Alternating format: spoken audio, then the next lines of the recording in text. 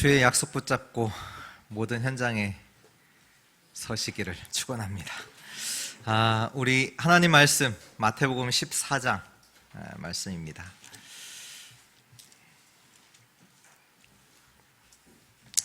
마태복음 14장 1절에서 12절 말씀입니다. 우리 한 절씩 교독합니다. 그때 분봉왕 헤롯이 예수의 소문을 듣고 그 신하들에게 이르되 이는 새 요한이라 쓰니 그러므로 이런 능력이 그 속에서 역사하는도다 하더라. 전에 헤롯이 그 동생 빌립의 아내 헤로디아의 일로 요한을 잡아 결박하여 옥에 가두었으니 이는 요한이 헤롯에게 말하되 당신이 그 여자를 처지한 것이 옳지 않다 하였음이라. 헤롯이 요한을 죽이려 하되 무리가 그를 선지자로 여김으로 그들을 두려워하더니 생일이 되어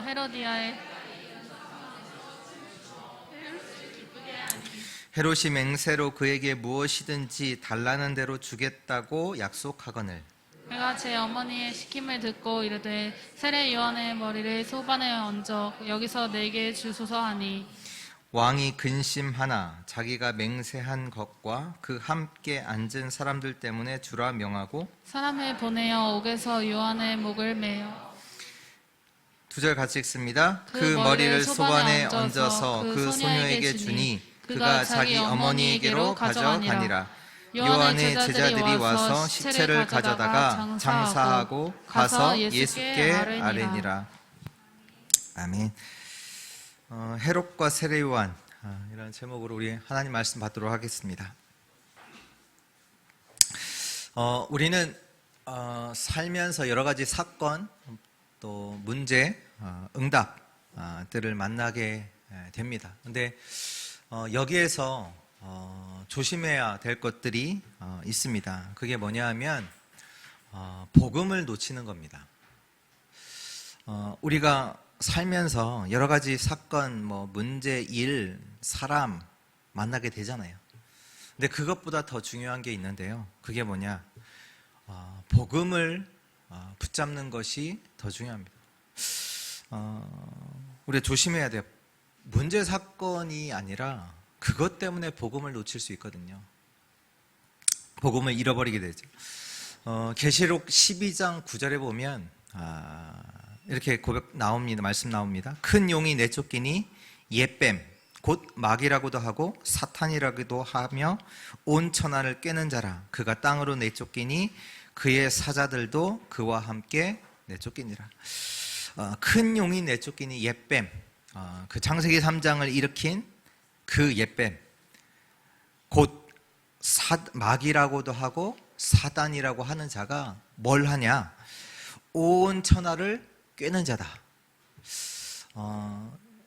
온 천하를 깬다는 게 뭐예요? 영어로 보니까 속인다는 얘기예요. Deceive the whole world. 그러니까 온 세계를 다 속인다는 얘기예요. 그 옛뱀 사단 마귀가 이 지구에서 뭐 하냐? 속이는 일을 계속한다는 거죠. 베드로전서 5장 8절에 보니까요. 근신하라 깨어라 너희 대적 마귀가 우는 사자와 같이 두루다니며 삼킬 자를 찾나니. 지금 이 마귀가 잠자고 있다는 말씀입니까? 아니죠. 지금도 온 천하를 다니면서 우는 사자와 같이 두루다니면서 삼킬 자를 찾고 있다는 얘기죠. 그 얘기는 뭡니까? 창세기 3장 같은 속이는 일을 지금도 계속하고 있다는 얘기예요. 특히 어디 속에서요? 가정 속에서. 창세기 3장 사건을 일으켰던 그 사단 마귀가 지금도 온 천하를 속이는 일을 계속하고 있어요. 우는 사자와 같이. 그래서 문제가 뭐냐라고 했을 때 문제가 아니라 그 문제에 빠지게 해서 복음을 놓치게 하는 거예요.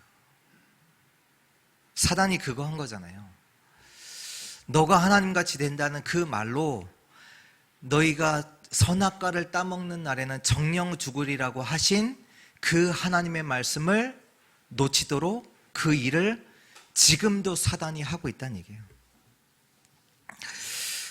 형들이 요셉을 노예로 팔았잖아요. 근데 요셉은요, 그 형들로 인해서 오해하지 않았어요. 하나님께서 자기와 함께 하신다는 것을 놓치지 않았거든요. 어떻게 그럴 수 있죠? 형들이 요셉을 노예로 팔았잖아요. 근데 그것 때문에 형들을 오해 안 했어요. 형들을 원망하지 않았어요. 어떻게 그럴 수 있죠? 여러분들 인간 아세요? 인간? 사람을 아세요? 그냥 인간 말고 창세기 3장의 문제 속에 그 가운데 있는 인간 아세요? 그리고 요셉은요, 그 인간도 알았을 뿐만 아니라 사단이라는 그 사단의 정체를 알았어요. 복음이 없어서 형들이 그럴 수밖에 없음을 요셉이 안 겁니다. 보디발의 아내 때문에 억울한 누명을 쓰고 감옥에 갔잖아요. 그 보디발의 아내 때문에 요셉이 낙심하지 않았어요. 무슨 얘기냐? 요셉은 복음을 붙잡고 있었어요. 사단은 지금도 창세기 3장의 일을 계속하고 있습니다. 목적이 뭡니까? 복음을 놓치도록 해요. 이스라엘 백성들이 광야 속에서 계속 어려움을 당하는 거예요. 당연히 어려울 수밖에 없잖아요. 광야니까 당연히 어려울 수밖에 없죠. 근데 그게 문제가 아니에요. 무엇이 문제예요? 그들이 복음을 놓치는 거예요. 문제에 빠져서 복음을 놓치는 거예요. 물도 없고 먹을 것도 없고 이것도 문제고 저것도 문제고, 분명히 하나님께서 이스라엘 백성들을 저 애굽 땅에서 구원하셨는데도 불구하고 구원하셔서 이스라엘 백성들과 함께 하시는데 문제에 빠져서 실제적인 복음을 놓치는 거죠. 그들이 물이 없어서 죽었습니까? 아니요. 그들이 먹을 것이 없어서 죽었나요? 아니요. 안 죽었다니까요. 하나님이 물도 주시고 먹을 것도 다 주셨거든요. 그것 때문에 죽지 않았어요. 어떻게 죽었어요? 복음 놓쳐서. 불신앙으로 그들이 죽은 겁니다. 또 우리가 주의해야 될 것이 있는데요. 그게 뭐냐면 우리에게 있는 응답, 그거 응답 아니에요. 우리에게 있어서 진짜 응답은 복음입니다. 하나님이 나와 함께 하시는 겁니다. 자리, 성공, 그걸 배설물로 여길 수 있어야 돼요. 그 사람이 진짜 성공자입니다. 초대교회가 로마 복음화를 한 이후에 어마어마한 변화가 일어났어요. 원래는 그 초대교회 사람들이 핍박을 늘 받았잖아요. 근데 핍박을 받았던 자들이 로마 복음화가 되고 나니까 어떻게 됐어요? 영웅 대접을 받는 거예요. 그럴 거 아니에요. 야, 그런 핍박 가운데서 너희들이 복음을 지키고 야, 로마 복음화가 됐지 않냐. 그걸 보면서 영웅 취급을 받는단 말이에요. 완전히 그 사람들이 그 분위기에 취해버렸어요. 복음 취한 게 문제가 아니라 그것 때문에 복음을 놓치게 되죠. 그러니까 완전히 변질된 거예요. 그러니까 완전히 복음을 잃어버리게 되죠. 하나님께서 왜 우리에게 복음을 주셨습니까? 인간에게는 절대적으로 이 복음이 필요하기 때문입니다. 복음이 아니면 절대로 해결이 안 됩니다. 사단, 운명, 저주. 그래서 사람들은 살아가면 살아갈수록 계속해서 공허, 혼돈, 흑암 속으로 들어갈 수밖에 없어요. 우울증, 정신문제 올 수밖에 없어요. 사람들은 그렇게 말하죠. 누구 때문에 환경이 이래서 저렇게. 아니요. 인간에게는요, 눈에 보이지 않는 사단, 운명, 저주, 그 문제 속에서 있다니까요. 그래서 살아가면 살아갈수록 계속해서 어려움이 올 수밖에, 흑암 가운데 살아갈 수밖에. 문제가 올 수밖에 없다니까요. 그래서 하나님께서 말씀하십니다. 요한복음 3장 16절, 하나님이 세상을 이처럼 사랑하사 독생자를 주셨으니 이는 누구든지 믿는 자마다 멸망치 않고 영생을 얻게 하려 하심이라. 요한복음 1장 14절에 말씀이 육신이 되어 우리 가운데 거하심에 우리가 그의 영광을 보니 아버지 독생자의 영광이요 은혜와 진리가 충만하더라. 하나님께서 우리의 모든 인간이 갖고 있는 이 문제를 아시고 하나님께서 독생자 예수 그리스도를 주셨습니다. 그 그리스도가 뭐냐? 은혜와 진리가 충만하더라. 우리가 해결할 수 없기 때문에 하나님이 은혜를 베푸셨습니다. 요한복음 8장 31절 32절에 보면 그러므로 예수께서 자기를 믿는 유대인들에게 이르시되 너희가 내 말에 거하면 참으로 내 제자가 되고 진리를 알지니 진리가 너희를 자유롭게 하리라. 모든 자들이 죄와 사단과 저주 가운데 묶여 있는데 진리를 알지니 진리가 너를 자유케 하리라. 하나님께서 우리에게 복음을 주신 겁니다. 모든 상황 속에서 복음을 붙잡고 구원의 축복을 누리는 자 되시기를 주 예수 그리스도의 이름으로 축복합니다. 오늘 읽었던 본문의 말씀은 특히 이제 세례 요한의 죽음에 대해서 기록을 하고 있죠. 이제 말씀을 통해서 우리 말씀 중심으로 중요한 언약들을 확인하는 시간 되었으면 하는데요. 먼저 1절, 2절에 보니까요. 그때 분봉왕 헤롯이 예수의 소문을 듣고 그 신하들에게 이르되 이는 세례 요한이라 그가 죽은 자 가운데서 살아났으니 그러므로 이런 능력이 그 속에서 역사하는도다 하더라. 본론 첫 번째입니다. 예수의 소문을 듣고, 오늘 헤롯이 예수의 소문을 들었습니다. 그때 헤롯의 반응이 어떤가요? 헤롯이 어떻게 반응을 하죠? 세례 요한이 살아났다. 죽었던 세례 요한이 살아났다. 그렇게 반응을 하죠. 헤롯이 어떤 사람인 것 같나요? 지금 영적으로는요, 굉장히 시달리고 있는 사람입니다. 아셔야 돼요. 흑암은요, 빛을 싫어합니다. 요한복음 1장 5절에 보면 빛이 어둠에 비치되 어둠이 깨달아요? 못 깨달아요? 깨닫지 못해요.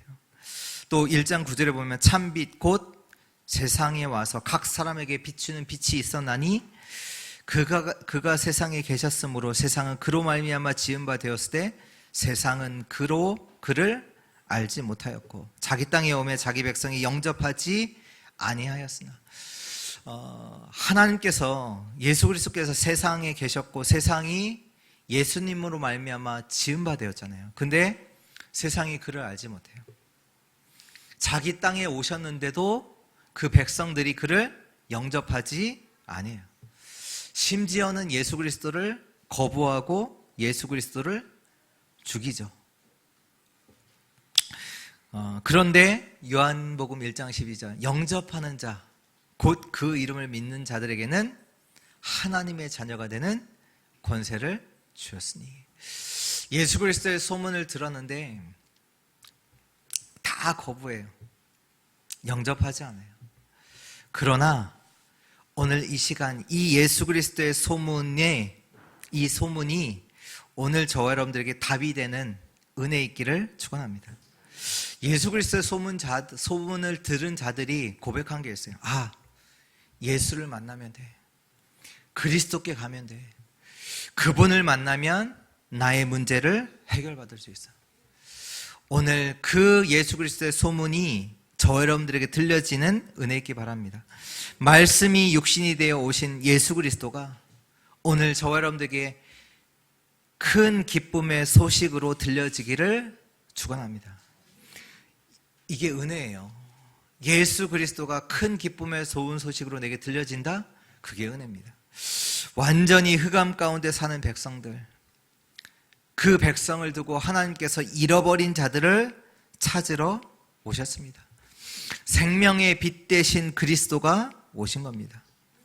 이 소식을 듣고 믿는 자는 죄 사함을 받아요. 구원받습니다. 우리도 이 그리스도의 소식을 듣고 믿음으로 구원받은 것입니다. 또 알아야 되는 게 있는데요. 그게 뭐냐? 이 예수 그리스도의 이 소식이 답이 되는 자가 현장에 있다는 거예요. 이거 알고 계셔야 돼요. 이 예수 그리스도의 소식을 들을 때 답이 되는 자가 현장에 있어요. 우리는 그런 자들을 찾는 겁니다. 물론 현장에는 헤롯처럼 이 예수 그리스도를 거부하는 자들도 있지요. 그러나 현장에는요, 예수 그리스도의 소식을 듣고 구원받을 자들이 있어요. 그래서 우리가 가는 겁니다. 오늘 예수 그리스도의 이 소식이 저와 여러분들에게 참된 답이 되고 기쁨의 좋은 소식이 되기를 기도하고요. 또한 이런 자들이 현장에 있음을 알고 또 현장에서 이런 자들을 찾는 복된 걸음 걸어가는 모든 주의 성도들 되시기를 축원합니다. 두 번째입니다. 세례 요한의 실수입니다. 세례 요한의 실수. 오늘 말씀에 보니까요, 헤롯이 나오죠. 헤롯, 분봉왕 헤롯. 이 헤롯이 그 동생 빌립의 아내, 3절에 보니까요, 빌립의 아내 헤로디아를 자기 아내로 차지합니다. 그래서 그 사실을 두고 세례 요한이 얘기를 하죠. 4절에 보니까요, 이는 요한이 헤롯에게 말하되 당신이 그 여자를 차지한 것이 옳지 않다 하였습니다. 그러니까 헤롯이 자기 동생 빌립의 아내를 취한 거예요. 잘했습니까? 못했습니까? 못했잖아요. 근데 그것을 두고 세례 요한이 얘기한 거예요. 당신이 그 여자를, 당신의 동생의 여자를 취한 것이 옳지 않다. 헤롯이 누굽니까? 원래 이름은 헤롯 안디바라는 사람이에요. 헤롯 안디바. 좀 가문을 얘기하자면 그 아버지가 헤롯 대왕, 여러분 아시듯이 예수님이 태어났을 때 그 동방박사, 아시죠? 동방박사가 찾아갔던 그 헤롯이 오늘 나오는 이 헤롯의 아버지예요. 그 아버지가 뭐 했어요? 2살 아래에 있는 아이들을 싹 죽이잖아요. 그 아버지가 그 일을 했던 자고요. 또 그 헤롯 그 대왕은, 그 아버지는, 여기 나와 헤롯의 아버지는 유대인이 아니에요. 출신이. 그러다 보니까 유대인들의 인기를 얻기 위해서 뭐 했냐? 원래 있던 성전을 무너뜨리고 그것보다 더 크고 화려한 성전을 지었어요. 그러니까 뭔가 인기, 여론 이런 것들을 위해서 뭔가 자꾸 이제 그 일들을 하는 그 이제 사람이죠. 그리고 또 오늘 이제 본봉왕 이 헤롯 안디바, 이 사람의 이제 조카가 있어요. 조카가 있는데 그 사람이 누구냐면 사도행전에 보면 그 스데반의 이제 핍박이 있고 또 헤롯이라는 사람이 나오는데요. 그 사람이 뭐냐? 야고보, 그 예수님의 제자, 그 야고보를 죽여요. 왜? 유대인들에게 잘 보이려고. 그러니까 예수님이 제자들을 핍박하던 그때 베드로도 옥에 가두고요. 근데 이제 기도하는 충이 먹어 죽은 그 사람, 이런 가문이에요. 이런 가문. 오늘 그 헤롯도 뭐냐? 동생의 아내를 취하는 그 사람. 또 예수님 그 십자가에 못 박힐 때 그 헤롯을 만나거든요. 그 헤롯, 그 사람이고요.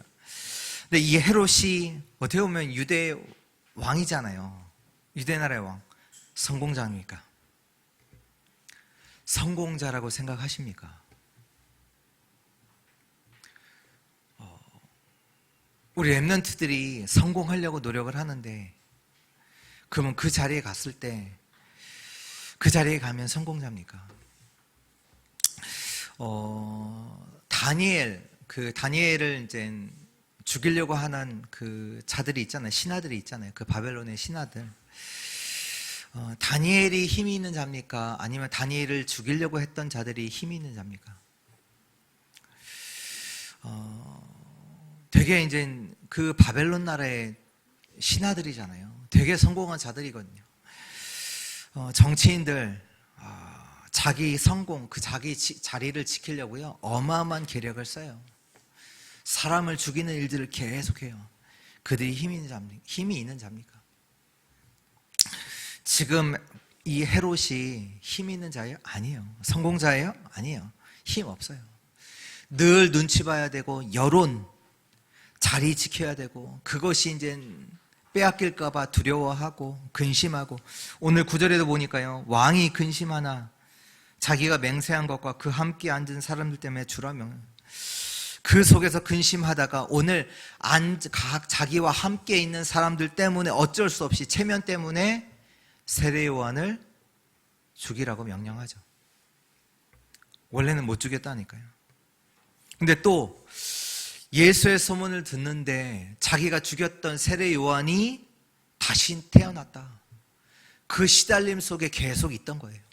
예수를 보니까 뭐 꿈에서 시달렸던, 영적으로 시달렸던, 계속 시달리고 있다가 오늘 예수의 소문을 딱 들으니까 그 세례 요한이 살아났구나. 이 헤롯은 그리스도를 만나야 합니다. 여기에서 세례 요한의 실수가 나오는 거예요. 그 여자가 그 여자를 찾아하는 것이 옳지 않다. 이 세례 요한의 말이 옳은 말입니까? 세상적으로는 맞는 말 같지만 영적으로는요, 틀린 말이에요. 우리가 진짜 사람을 이해하고 사단을 알 때 복음 전해야 돼요. 사람들은요, 병들어 있어요. 고칠 수 없는 병에 걸려 있어요. 그래서 복음 들어야 돼요.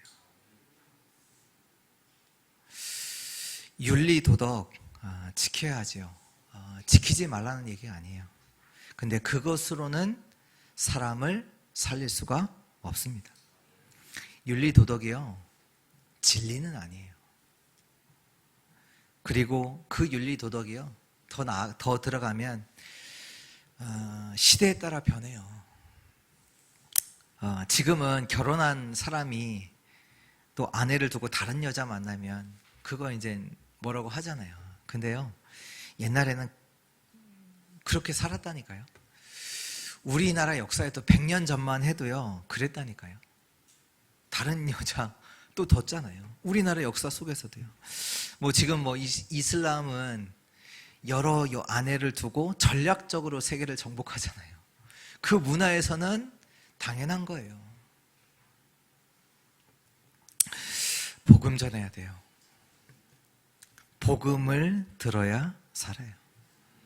복음을 듣지 못해 죽는 겁니다. 세상의 성공자든 실패자든 복음 들어야 돼요.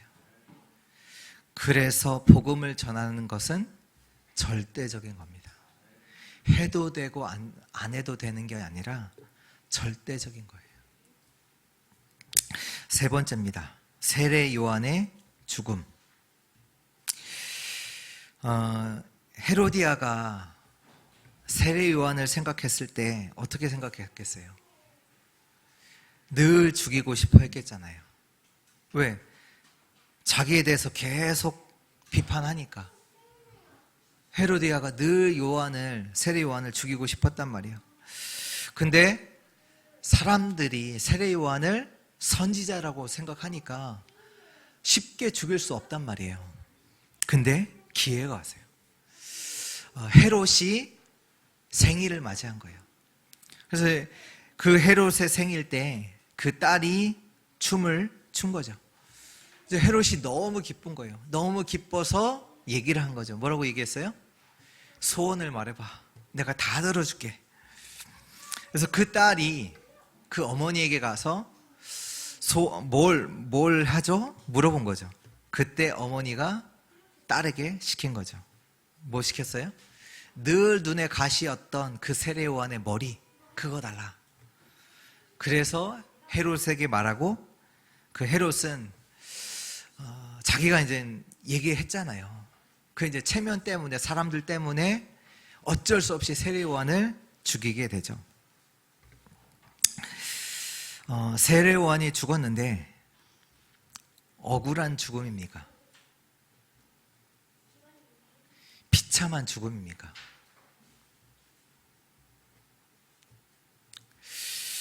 한 부자가 있어요. 한 부자가 있는데 농사가 너무 잘 된 거예요.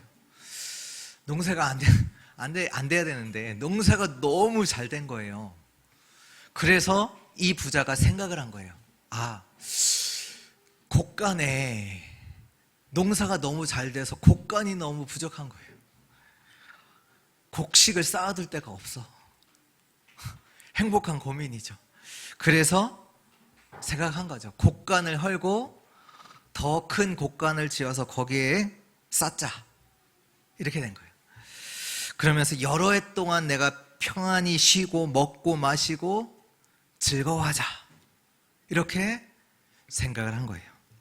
그때 하나님이 말씀하세요. 누가복음 12장 20절에 하나님은 이르시되 어리석은 자여 오늘 밤에 내 영혼을 도로 찾으리니 그러면 내 준비한 것이 누구의 것이 되겠느냐 하셨으니. 부자가 억울한 죽음입니까?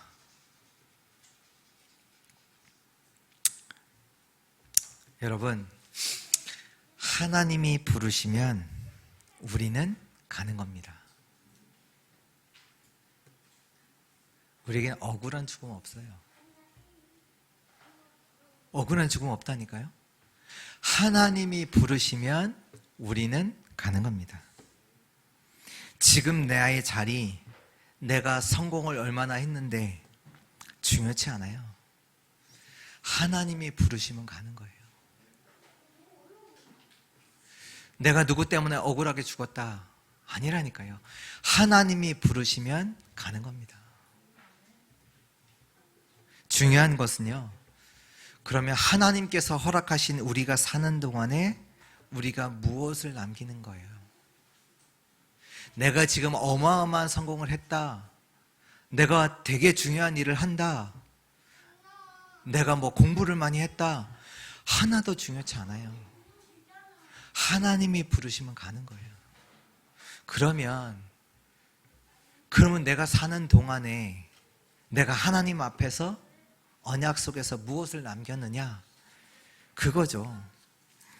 헤롯이요, 그 아버지 헤롯, 그 대왕, 그 헤롯을 이어서 성전을 지었어요. 어마어마한 성전을 지었죠. 근데 그것이요, 나중에 로마가 쳐들어와서 다 무너졌어요. 남아있지 않아요. 어마어마한 성전 지었다니까요. 그게요, 다 무너졌다니까요. 언약과 상관없는 거 아셔야 돼요. 다 무너져요. 내가 지금 뭐 대단한 거 이룬 거 같죠? 시간 지나면요, 다 무너지게 돼 있어요. 다 사라지게 돼 있어요. 내가 얼마나 좋은 자리에 올라갔는지, 내가 얼마나 성공했는지 언약과 상관없다. 다 사라지는 겁니다. 오늘 세례 요한의 죽음 앞에서 우리가 생각해야 돼요. 교통사고로 죽든 누명으로 죽든 억울하게 죽든 하나님이 부르시면 우리는 하나님께 가는 겁니다. 그렇다면 우리가 왜 사는가? 우리의 인생이 사라질 것을 위해서, 무너질 것을 위해서 살아야 됩니까? 아니잖아요. 우리는 정말로 언약 잡아야 돼요. 언약 잡아야 돼요. 진짜 것을 남겨야 돼요. 우리는 믿음의 발자취를 남겨야 해요. 전에 뭐 많은 분들 아시겠죠? 고혜륜이라는 랩런트가 있었어요. 그 친구가 대학생인데 대학교 MT를 갔다가 그 MT 하는 장소에 그 건물이 무너져서 죽게 되었어요. 그 죽게 된 사고로 인해서 그 아이 이름 앞으로 이제 부모님들에게 이제 보상금이 이제 나왔죠. 이제 그 부모님이 뭘 할까 하다가 그 보상금으로 유치원을 지은 거예요. 이름이 이제 해서 해륜 유치원. 그 유치원은 어디에 지었냐? 바누아투에 지었어요. 그러니까 복음 가진 후대를 키우는 알리추시를 세운 거예요. 근데 그 유치원이 그 나라의 첫 번째 유치원이에요. 그 전까지 유치원이 없었어요. 유치원을 세우다 보니까 거기에 누가 오냐? 대통령의 손자. 각 정치인들의 이제 자녀들, 손자들이 오는 거예요. 거기 와서 복음의 훈련을 받는 거예요. 세례 요한이 누구입니까? 주의 길을 예배한 자잖아요. 그러면 저와 여러분들은 누구예요? 전도자예요. 전도자입니다. 복음 가진 제자를 남기는 자들입니다. 복음 가진 제자 남기는 자예요. 제자. 그리고 내가 없어도 복음 운동을 지속할 수 있는 시스템을 남기는 거예요. 그게 뭐냐? 교회예요. 교회. 어떤 교회요? 237 우리 장로님 기도하셨던 것처럼 237 치유 서밋 하는 그 교회. 그 교회를 남길 자가 저와 여러분들이에요. 현장을 살리는 교회를 남기는 거예요. 그래서 이번 WRC 때 이 말씀을 두고 현장을 살리는, 세계를 살리는 교회를 두고 실천할 말씀들을 주셨잖아요. 금토일 시대를 대비하라. 렘넌트 운동하는 체제로 교회를 완전히 바꾸라. 실천할 수 있는 그 제목들을 던져주신 거라니까요. 치유팀을 만들라. 선교사를 미리 준비시켜라. 업을 237과 맞는 그 업이 돼야 한다. 성도 여러분, 하나님이 우리를 부르시면 우리는 가야 돼요. 내가 억울하게, 내가 이렇게 성공했는데, 내가 이런 일을 했는데, 하나님이 부르시면 가는 겁니다. 그렇다면 우리는 무엇을 남기느냐? 무엇을 남길 것인가? 진짜 질문하셔야 돼요. 여러분들은 누구냐? 전도자입니다. 하늘의 배경을 가진 자예요. 보호자를 움직이는 자입니다. 세상을 변화시키는 자입니다. 누가복음 10장 19절에 뱀과 전갈을 밟으며 원수의 모든 능력을 제어할 권세를 주었으니 믿음으로 누리시기 바랍니다. 담대하세요.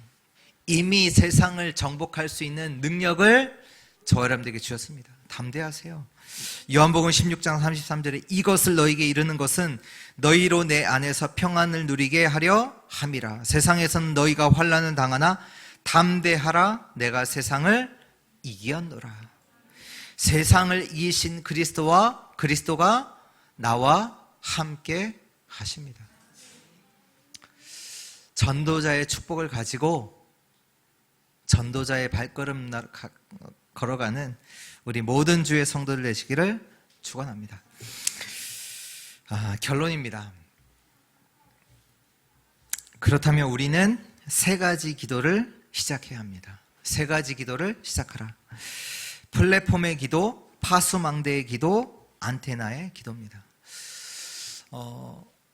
왜냐하면 우리는요, 우리 서론에도 말씀드렸듯이 많은 상황들, 문제들, 응답들 만나게 돼요. 세례 요한이 그때 뭘 놓쳤냐? 복음을 놓쳤어요. 헤롯이 동생의 아내를 취한 걸 보고 복음을 놓쳤다니까요. 그러면 안 돼. 맞는 것 같지? 아니에요.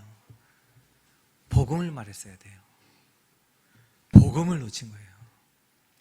그래서 우리가 세 가지 기도를 시작해야 돼요. 플랫폼의 기도, 파수망대의 기도, 안테나의 기도. 한번 설명해 드릴 테니까 한번 들어보세요. 아침에요, 보호자의 능력을 누리는 기도해야 돼요. 이것이 먼저 돼야 돼요. 이게 플랫폼의 기도인데요. 내가 답을 먼저 갖는다, 내가 힘을 먼저 갖는다, 달라요. 그 하루는요, 달라요. 내가 힘이 있다, 그 하루는 다르다니까요. 힘이 없이 하루 산다, 반드시 속게 돼 있어요. 복음 놓쳐요. 보호자로부터 오는 영적 힘을 갖는 시간이 있어야 돼요. 그러면요, 영적인 힘이 있기 때문에 낮 시간 동안에요, 어떻게 되냐, 모든 것 속에서 하나님의 의미를 찾을 수 있어요. 찾게 돼요. 내가 이 힘이 없으면요, 눈에 보이는 것 속에서 계속 속아요. 낙심하게 된다니까요. 걱정하게 된다니까요. 근데 힘이 있으면, 보좌의 힘을 내가 누리고 있으면 그 속에서 모든 것이요, 그 속에서 하나님의 의미를 찾아요. 영적인 힘이 없다, 문제에 빠진다니까요. 문제가 아닌데, 문제 속에서 하나님이 주시는 답, 하나님의 계획을 찾아야 되는데 문제에 빠져버려요. 그게 파수망대의 기도예요. 내가 보좌의 힘을 누리고 있다, 그걸 가지고 낮 시간 동안 현장에 있으면요, 모든 것 속에서 문제에 빠지지 않고 하나님의 답, 하나님의 계획을, 하나님의 의미를 찾게 되죠. 그리고 이제는 밤입니다. 이제 밤에는요, 집중을 통해서 치유와 서밋의 응답을 누리게 됩니다. 그 누리는 시간을 갖게 돼요. 무슨 얘기냐, 낮 시간에 있었던 그 속에서 하나님의 계획, 하나님의 답을 찾게 되잖아요. 그때 보면 실제로는 내가 그 답과 맞지 않는 걸 보게 되거든요. 아, 그러면 밤 시간 동안에 그 답을 가지고 집중하는 거예요. 집중하는 동안에 어떤 일이 일어나요? 치유와 서밋의 역사가 일어나게 돼요. 아, 그래, 맞아. 이것이 응답인데 이것을 살릴 만큼 하나님께 내가 하나님의 그릇으로 준비 안 돼 있구나. 그럼 발견되잖아요. 하나님, 이 사람도 내가 살릴 만큼 진짜 내게 치유의 응답 주시고 서밋의 응답을 주옵소서. 그 집중이 된다니까요. 결국 치유와 서밋의 응답을 받으면 사단에게 사로잡혀 있는 현장을 변화시킬 수 있게 돼요. 그 사람으로 서게 돼요. 렘넌트가 이 기도가 되어지면요, 미래 살리게 됩니다. 어떤 현장 가도 상관없어요. 왜? 보좌의 힘을 누리고요, 그 현장 속에서 하나님의 의미, 하나님의 계획, 하나님의 답을 찾고요, 그것 가지고 치유와 서밋의 응답을 집중 속에서 누리게 된다니까요. 그럼 어떻게 돼요? 어떤 현장을 가든 살리게 돼요. 계속해서 말씀, 기도, 전도가 성취되게 됩니다. 헤롯이 누구냐? 영적 문제 속에서 계속 고통당하다가 죽은 거예요. 세례 요한은요, 이스라엘의 전통과 사상 그 속에서 살다가 죽었어요. 우리 보면 세례 요한이 제자들을 통해서 예수님께 질문하잖아요. 예수님, 당신이 그 오실 메시아 맞습니까? 우리가 또 메시아를 기다려야 합니까?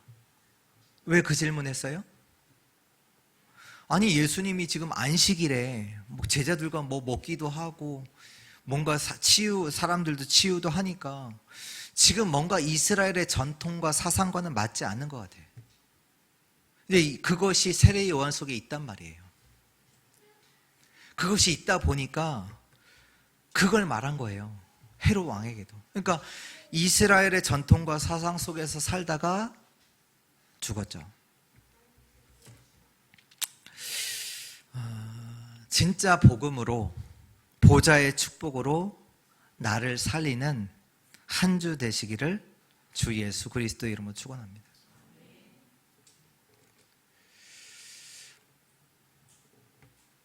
다른 것으로 다 복음 놓쳐요. 내가 갖고 있었던 복음 아닌 다른 것으로 인해서 중요한 것들은 다 놓치게 돼요. 진짜 복음으로 보좌의 축복으로 나를 살리고 현장 살리는 그런 은혜의 한 주 되시기를 주 예수 그리스도 이름으로 축복합니다. 하나님 감사합니다. 오늘 헤롯과 세례요한을 통해서 중요한 언약 붙잡게 하시니 참으로 감사합니다. 문제도 아니고 응답도 아닌 정말로 복음을 붙잡게 하여 주옵소서.